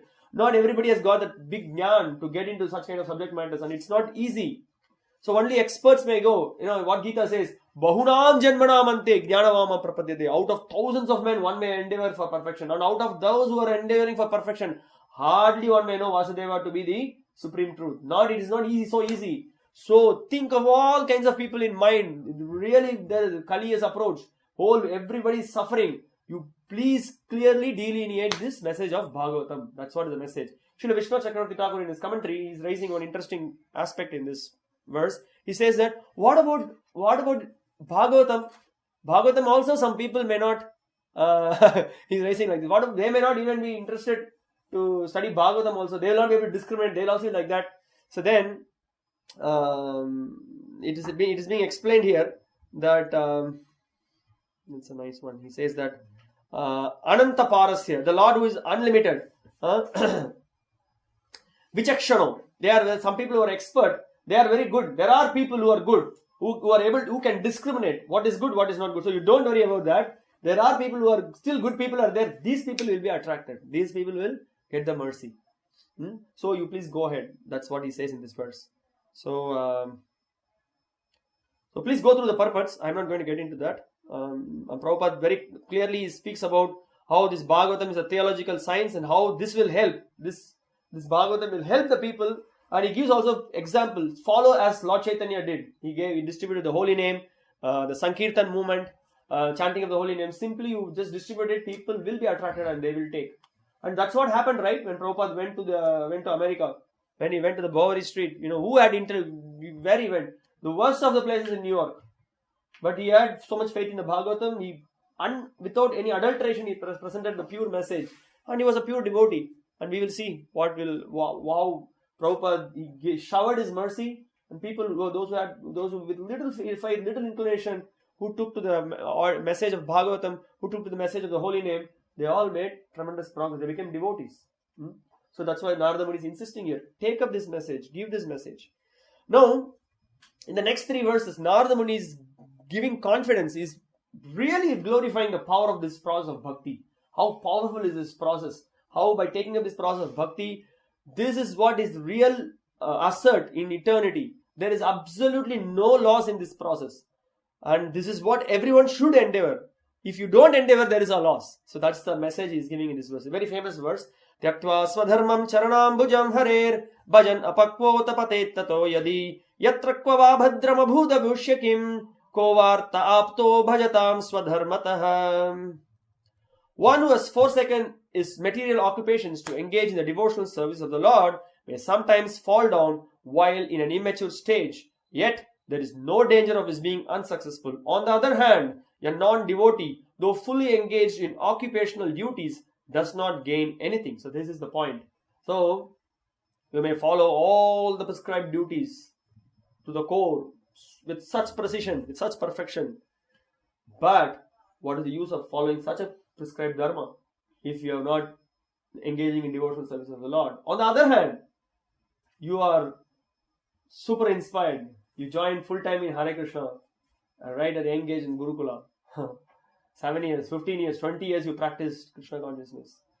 For whatever reason, you thought, let me try the outside world, let me become an aeronaut engineer, I will try going to the Mars. Absolutely no loss. After trying going to the Mars, after somebody, that day, that Shrikant that was served, and we had that nice kirtan, that Mridanga playing was good, let me just come back. And actually the attraction for the Lord's service will bring us back. One day or other we will come back to the Lord's service and we will see how the power of bhakti. And whatever that we have done so far, whatever that we have done up to this extent, it's a pure asset. So let's say you have made some 10% progress. And from the 10%, you make further progress in the next life. And Prabhupada in the purport, he gives wonderful, he gives specific examples. We can see the life of, he gives 3 personalities. He gives the example of Chitraketu, he gives the example of Bharat Maharaj, and whose example he is giving? Ajamila, exactly. Ajamila, Chitraketu, and who's that? Who else? Bharat. 3 stalwart personalities from the Bhagavatam. How in their next life they became pure devotees. So there is no loss in this process. Again, please go through this purport, as Prabhupada has very specific points to say. Even though one falls down from the prescribed duties of devotional service, he will never forget to the lotus feet of the Lord. And there are famous verses which says that Devarishi Bhutap Nrinam Pitranam Nakinkaro Nayam Rinicha Rajan Sarvatmanaya Sharanam Sharanyam Gato Mukundam Parihirte Kartum. So we are indebted to the Devas, we are indebted to the Rishis, we are indebted to the Devarishi Bhutas, Nrinam, Pitris, we are indebted. But for someone who is taking a complete service of the Lord, who is fully dedicating himself to the Lord, he is not indebted to anyone. And in that endeavor, if he is not able to attain perfection, still there is no loss. And in Gita also we know that if someone may fall down, but still he may be born in the family of yogis, or he may be born in the family of some brahmanas. You may be, again, he gets a great opportunity to engage in devotional service. So this is the point of this verse. Okay, now some little bit points for discussion. So we may question. So let's I think many of you know the story of the tortoise and the hare, right? You might have read this story. Tortoise and the hare, tortoise and the rabbit. Okay. So tortoise is slow and steady and walks very slow, and hare is super fast. It goes several kilometers per hour, and then it just stops at one spot, and then it takes some coconut water and then sometimes it takes little juice also, and again it just walks some more distance and it takes rest, and like that. But suddenly one fine day morning, Tortoise already crossed and it reached the destination, and his alarm clock didn't work. Hare is sleeping. So now the question is, what path we should do? We should be like the tortoise, or we should be like a hare? We should just, super enthusiastic, completely leave everything, just take up complete devotion, so great enthusiasm, take up and then just go on and on. Or we have to be very careful. Every step we have to see how to do, what to do. This is something, a thought for us from this verse. Okay, the approach is like this. Yes, we should take from both the sides. We should be super enthusiastic. We should be tivrena bhakti. We should just intensely chant, intensely serve. It should go on. At the same time, it should be steady also. 5 days for Mangalarti, 6th day no Mangalarti. 5 days reading 40 pages of Prabhupada's books, then 6th day sleeping. Then heavy service, pushing, and then nothing. No, it should not be like that. We should really with tivra we should do. At the same time, we have to be steady. So this is a little bit of a thought process. So sometimes some people they think and they, should I join? Should I not join? Should I serve? Should I not serve? What will it? You keep thinking that how long you're going to keep thinking? You're going to go in just this human form of life you have got. Come on, take up, surrender, serve. Sometimes we see new devotee comes in, we just, so how are you? How is everything going? So what are you doing? Prabhuji, I'm chanting. 1 round you're chanting Hare Krishna mantra. Jai, excellent, glorious. We encourage. Oh, excellent. Again, another person is coming. He is for the next, we are seeing him, 3 years he practiced Hare Krishna here. He was chanting 4 rounds, and after 6 years we are seeing him. Hey, Prabhu, Kapil, how are you? How is everything? Yes, Prabhu, I'm chanting same 4 rounds, Prabhu. I mean, it's been gone 7, 8 years gone. It's very easy. He has not made any progress. So, to be like that also is not good. And to be super enthusiastic and then where is he? We didn't see him for the last 5 years. Blooped. Bloop is a famous term in ISKCON. You just put a stone in a small water. You hear that sound. Bloop. Bloop means like somebody was practicing for some years and then he's gone. But there is no loss. So the point is like this. You have to be steady. At the same time, we have to be very intense also. There is no relaxing in Krishna consciousness. You relax and you relax. We have to relax. Everybody will go ahead. So that's something for us to think and take up. Yeah. Sometimes some people give an argument that saying that Prabhuji, only if you think of if you will be on I will put myself on a very low note that I don't want to go up. We have to, in the spiritual life, we have to make some steps to go up. Okay? So if we don't take that steps, then how we are going to make progress? We have to put one step, one feet on the front, another feet on the front, and keep moving. Then another person comes with the logic saying that only if I try to go up, I will fall down. I will not go up at all. I will just remain here. How is this logic? It's called as a foolish logic. We have to try, But we have to think that Krishna is there. We are not doing it on our own. We take shelter of Krishna, we take shelter of Prabhupada, we take shelter of our Guru, we take shelter of Vaishnavas. Then we make tremendous progress. So that should be kept in mind as well. Okay.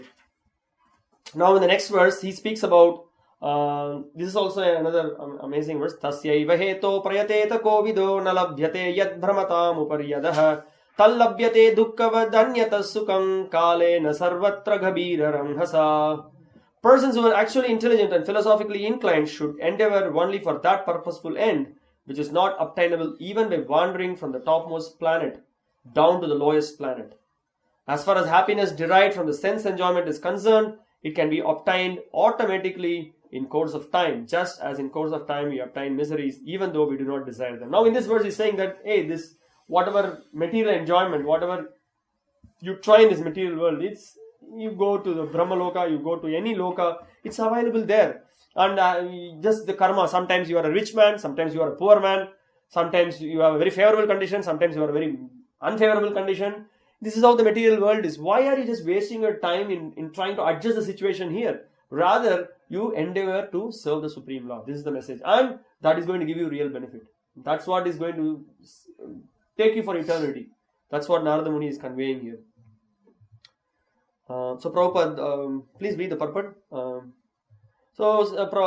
Somebody may say, but I go to Pitraloka, I get this benefit, that benefit. Okay, there are statements in the Vedas which do say that you do this, you elevate, you do this. But also don't forget the statement of the Bhagavad Gita. It says, Abrahma Bhona Loka Punaravartino Arjuna. You go up, wherever you go up, you are there for some time and then you're going to come back. So better you engage in the service of the Lord. That will help you.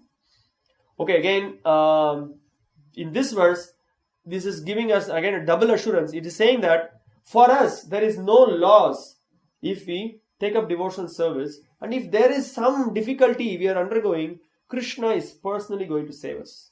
Because Krishna never forgets his devotees. Somebody has given his heart, sincerely has done some service to the Lord is not going to forget. Navai jano jatu katan chana vrajen mukunda sevyan vayadanga samsritim smaran mukundangri upaguhanam punar vigatumichen narasagraho janah. There is no misfortune for the devotee. My dear Vyasa, even the devotee of Lord Krishna sometimes falls down. Somehow or other, he certainly does not undergo material existence like others. Because a person who has once relished the taste of the lotus feet of the Lord can do nothing but remember that ecstasy again and again. So this is what I explained to you before.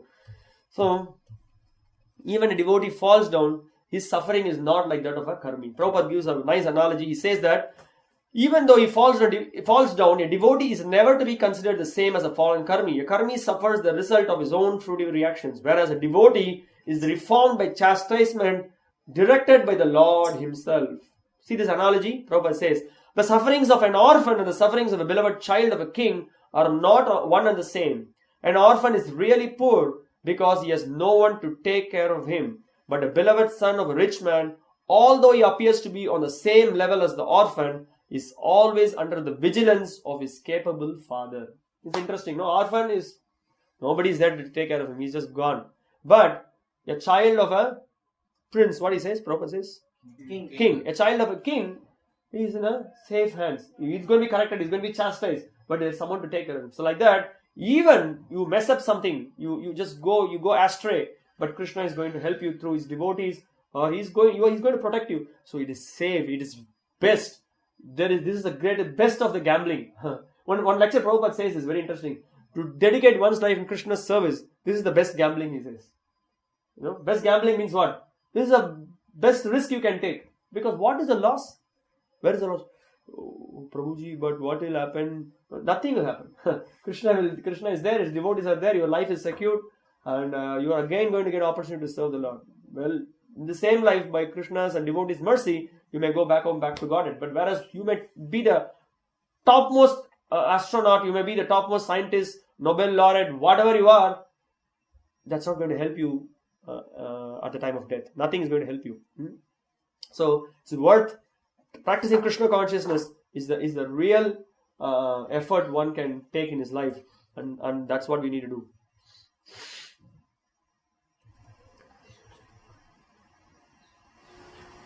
Prabhupada here is speaking about the favor that the devotee gets from the Lord. He says, the devotee who becomes helpless by the will of the Lord is more fortunate than those who are born in good families. The fallen devotees born in a good family may forget the lotus feet of the Lord because they are less fortunate.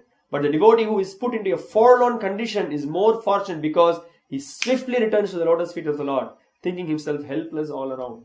So that's why, the more a devotee is depending on the Lord, he's going to overcome the conditioning of this material world, and he's going to be taken back home, back to Godhead. Okay, having explained about these glories of the Lord and this service, now Narada Muni is giving instruction to Vyas what he should write. He has already described that you please emphasize on the glories of the bhakti. This is what you have to do. Now he's in 2 or 3 verses. He's clearly going to say what is it that he's giving directions what you have to write. Having taught about bhakti, now Narada teaches about knowledge of the worshipable Lord, which is necessary for the devotees. Idam hi vishwam bhagavan ivetaro. This is an important statement. It speaks about how the Lord is simultaneously personal and impersonal. So he says that when you are glorifying, you please in your glorification, you explain about the energies of the Lord. So that's why you can see in the Bhagavatam, everything is there right from the first canto, second canto, the Lord's energies, the Lord's various incarnations, His various power, and then His glories, everything is elaborated. So that's what Narada is insisting Vyasa to write. So that's what this in this particular verse is he is pointing out. Okay.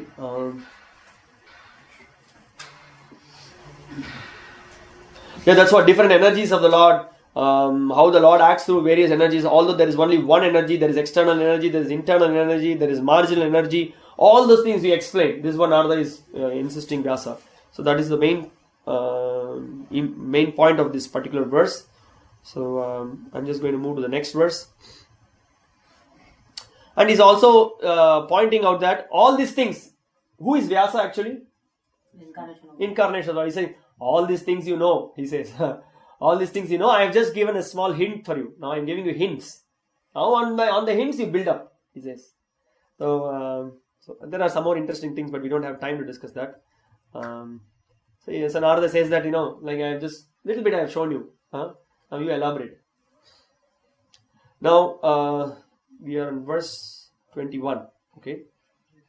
So he says that all these things you know spontaneously. Your goodness has perfect vision. You yourself can know the super soul personality of Godhead because you are present as a plenary portion of the Lord.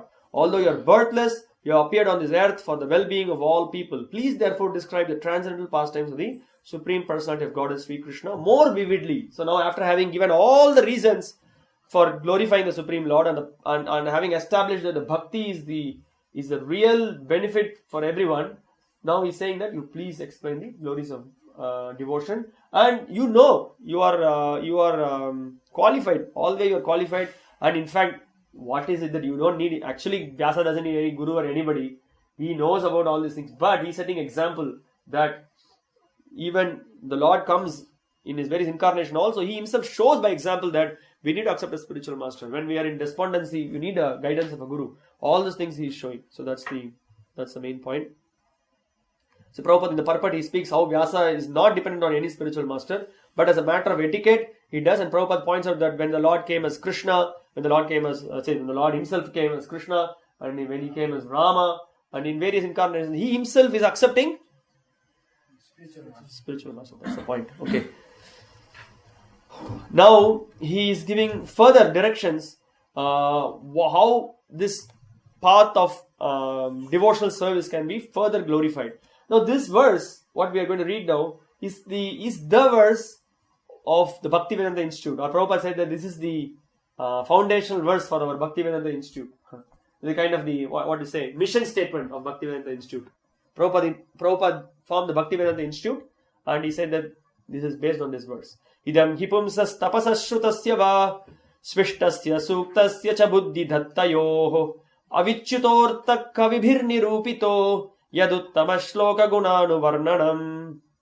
Learned circles have positively concluded that the infallible purpose of the advancement of knowledge, namely austerities, study of the Vedas, sacrifice, chanting of hymns, and charity, culminates in the transcendental descriptions of the Lord, who is defined in choice poetry. So this is the thing. Now, what is this verse? Immediately it is explaining is that whatever talents one may have, one may be expert in poetry, one may be expert in philosophy, one may be expert in music, one may be expert in arts, one may be expert in science, one may be expert in astronomy. So many fields are there. Prabhupada is saying that through all those fields, you point out the Supreme Lord. You link to the Supreme Lord. You somehow or other establish the supremacy of the Lord. So scientists, you are a real scientist. You show how the Lord is behind everything.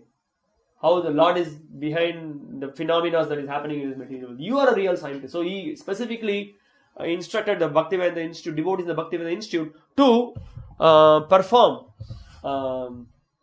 activities, various endeavors. They may to run conferences, workshops, so many things by which so many people can be called. Those who have the scientific brains. So things can be presented in a scientific way by which they will come to understand the message of Bhagavatam. And this is just one area of science. So like that, there are so many other areas by which people could be, their proclivities, their tendencies could be used to glorify the Supreme Lord. That's the message of this verse. Okay, so let's see some specific aspect of the purport. See, Prabhupada exactly points out that. I'm going to read that. All branches of knowledge should be wholly applied in the service of the Lord. When advancement of knowledge is applied in the service of the Lord, the whole process becomes absolute. The personality of Godhead and His transcendental name, fame, glory, etc. are all non-different from Him. Therefore, all the sages and devotees of the Lord have recommended that the subject matter of art, science, philosophy, physics, chemistry, psychology, and all other branches of knowledge should be wholly and solely applied in the service of the Lord. Art, literature, poetry, painting, etc. may be used in glorifying the Lord. The fiction writers, poets, uncelebrated literatures. Literatures means those who write some literatures, those who are expert in writing essays. So all those people are generally engaged in writing of sensuous subjects. This is what is going on, no? Everybody is writing all useless poetry, all film songs, everything rubbish. Even in fact, what they do, they go to such an extent that even spiritual personalities, they bring them to the mundane platform. So many poets are there. Many songs they write, but it's all on the mundane platform. But if they turn towards the service of the Lord, they can describe the transcendental pastimes of the Lord. Valmiki was a great poet, and similarly Vyasadeva is a great writer. And both of them have absolutely engaged themselves in delineating the transcendental activities of the Lord, and by doing so have become immortal. This is a nice example, no? Valmiki used his exceptional talent in glorifying the Lord by compiling Ramayana. And Vyasadeva compiled the Srimad Bhagavatam. So this is how talent should be used. Many of you are playing Veena. Now in Veena you should sing Vaishnavacharya songs and glorify and inspire people. So you may have several talents. Somebody will be very good in painting. You can paint beautiful pictures of Krishna. You may be expert in cooking and you can make wonderful preparations for the Lord. So many ways by which we can bring people. See, there are thousands and thousands of ways by which we can bring people to the service of the Lord. There are plenty of opportunities for people to express their talents in glorification of the Lord. So that's through Bhagavatam we should encourage people to do that. So this is also an expertise of a preacher to mold people to engage them in Krishna's service. So Prabhupada did that. So he had Bhakti-vaibhava Institute. He had many devotees painting. He engaged devotees in printing books. So many things. He engaged people who are in farms, in taking care of the cows. Thousands and thousands of activities are there to glorify the Lord, and it's such a potent process. Everything for the pleasure of the Lord. This is Krishnarte Akila Cheshta. We should never forget this. This is our essential philosophy. So Prabhupada says, advanced people are eager to understand the absolute truth. Please listen to this.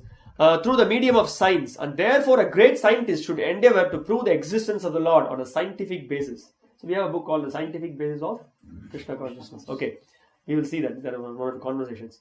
Similarly, philosophical speculation should be utilized to establish the supreme truth as sentient and all-powerful. Similarly, all other branches of knowledge should always be engaged in the service of the Lord.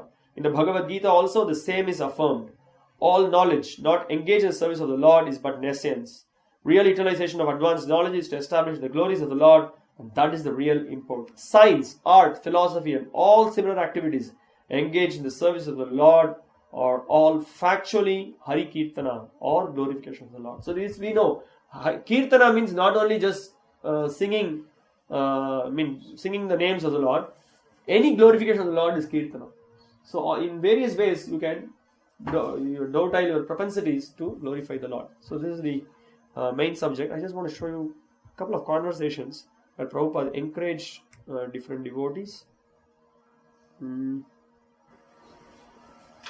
I have so many quotes, but here and there I'll just pick up one or two just to show how Prabhupada was so much interested. Okay. We will call a spade a spade. Yes, what do you think? Actually, this is a fact. If you are actually scientists, then prove that there is God. That is your success of education.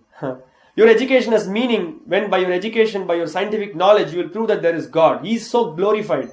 Then you are welcome. Then you are really scientist. And if you become a rascal, then you say, oh, there is no need of God. We are going to manufacture. Just wait for 1 million years. Is that good proposal? I have to wait for 1 million years to see your scientific research work, and we shall allow such fools to flourish. That is not possible.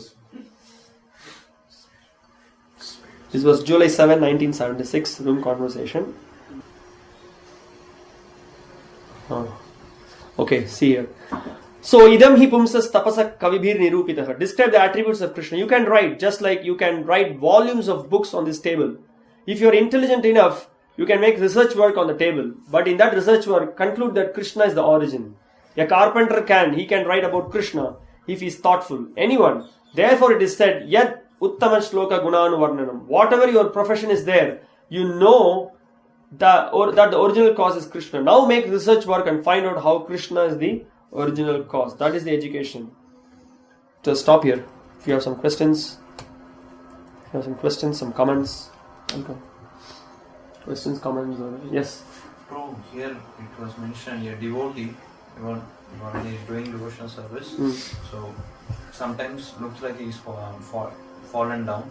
Again he comes back. Here it's mentioning about which category of the devotees. Kanishta, generally we say a devotee means he is a devotee. He always serving the Lord, always fixed up in his service. Okay. The question is that somebody falls down and then he's being protected, or he comes back to devotional service. So which devotee is being referred to? So the point is that even a person he's just in the beginning of devotional service, he has done some service. It could be a beginner or it could be a person who is advanced also, doesn't matter. That's the potency of this devotional service. It can save a person, whatever may be his situation. But if he has sincerely tried to come in contact with the Lord, if he has done any service for that matter, the Lord will help such a person. So that's the point. Doesn't matter whether one is in a very advanced stage or even one is a beginner. So that's the power of devotional service. Even knowingly, neha abhikrama nasosti pratyavayana swalpam, even little bit you do, you are going to be saved. So that's why he's saying it's worth an endeavor to engage in devotional service. Even if you are in the beginning stage or you are in the advanced stage. So the Lord is, your protection, shelter of the Lord is there. So that's why he's saying that anybody, please come and then take shelter of the Lord, do engage in service. That's the point. Any other question, comments? So this whatever till verses that we have seen so far, I will give the divisions file. You can take it from me. And just somehow see, the thing is that what I have done is what many purports are really so many nice points. So there are some things for my own, this thing I have marked. Okay, so similarly you have to read those purports and please take points from the purports. Try to understand it. If some things are not clear, as I told you before, I may not go through all the purports. So you have to do this homework. You have to study, make notes, and if something is not clear, not during the class, even apart from the class, anytime, write it down somewhere, approach and get it clarified if you don't understand something. So, but please do this homework. See, when today is Tuesday, Thursday, Saturday. So we have 3 weeks. So we will be covering up to the 8th chapter of the Bhagavatam. So which will be up to Kunti's prayers. But you will have an exam on chapter 4, chapter 5 and chapter 6 and the initial portion of chapter 7, which I will confirm in the next class. So you will have that exam after the 3 weeks. Okay? But that will be only up to this initial portion of chapter 7. So you will have another 3 chapters. So parallelly, simultaneously, you just prepare. So you will have time, you are having time for next 3 weeks. Don't wait till the last minute, one day before, it's not going to work out. So you please, as you find so many nice purports are there, start learning verses and keep going like that. Okay, any other comments or questions? We have another 3 minutes to go. Okay, any other points I just wanted to share? Oh yeah, I wanted to say one other interesting thing.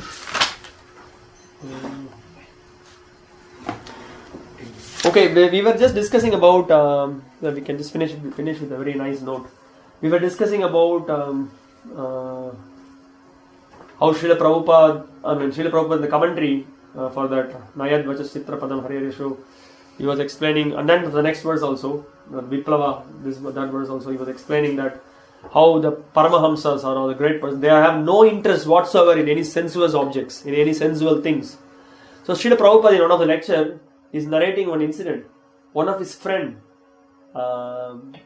requested Srila Prabhupada.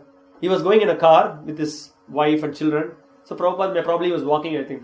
So he said, hey, let's go for the cinema. So he was calling Prabhupada.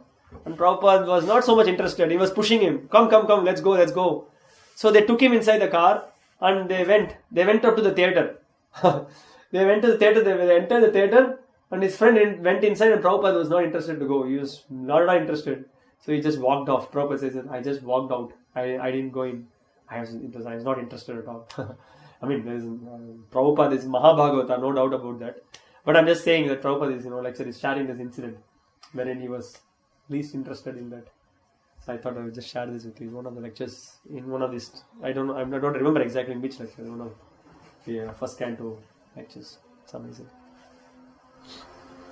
So these verses are very nice, clearly establishing how Narada Muni is emphasizing clearly to Vyasadeva to do this, to take up this work.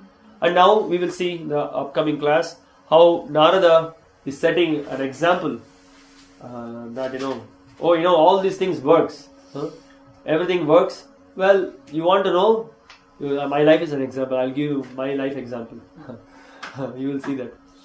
One time there was a devotee. He came to Srila Prabhupada and then he said that he was crying in front of Prabhupada and he was saying that Prabhupada,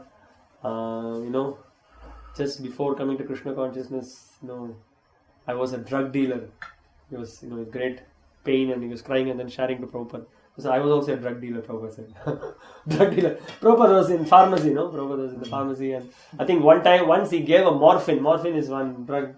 Without prescription you should not give. So Prabhupada also gave. Actually this devotee was arrested by the police and all those things happened. Prabhupada said that he was giving his own example. He was encouraging. There was another time Prabhupada gave an example of, remember with Shyamasundar Prabhu, when they were arrested, they were in the jail and Prabhupada said that Krishna was also in the jail. He was also in the prison. Some incidents. Okay, if there are no questions or comments, we will stop here. Thank you very much. We will meet again on Thursday. Hare Krishna. Srila Prabhupada ki jai. Srimad Bhagavatam ki jai. Hare Krishna.